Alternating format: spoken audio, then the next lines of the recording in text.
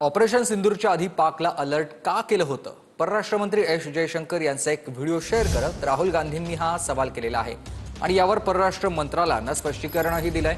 राहुल गांधींनी जयशंकर यांचा कोणता व्हिडिओ शेअर केलाय आणि त्यावर काय ट्विट केलंय पाहूया। At the start of the operation, we had sent a message to Pakistan saying we are striking at terrorist infrastructure. We are not striking at the military.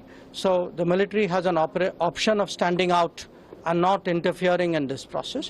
They chose not to take that good advice. तर काय tweet आहे आपण बघतोय ग्राफिक्सच्या माध्यमातून। आपण हल्ला करण्याच्या सुरुवातीलाच पाकिस्तानला कळवणं गुन्हा होता। परराष्ट्र मंत्र्यांनी जाहीरपणे कबूल केलेला आहे। पाकला हल्ल्याआधीच सांगण्याची परवानगी कुणी दिली? परिणामी आपल्या हवाई दलानं किती विमानं गमावली आहेत? आपण हल्ला करण्याच्या सुरुवातीलाच पाकिस्तानला कळवणं गुन्हा होता असं ट्विट करत राहुल गांधी म्हणाले।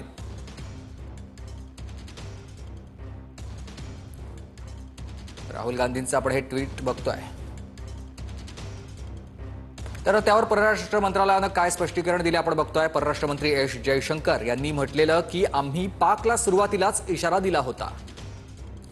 इशारा स्पष्टपणे ऑपरेशन सिंदूर सुरू झाल्यानंतरच्या पहिल्या टप्प्यातील आहे।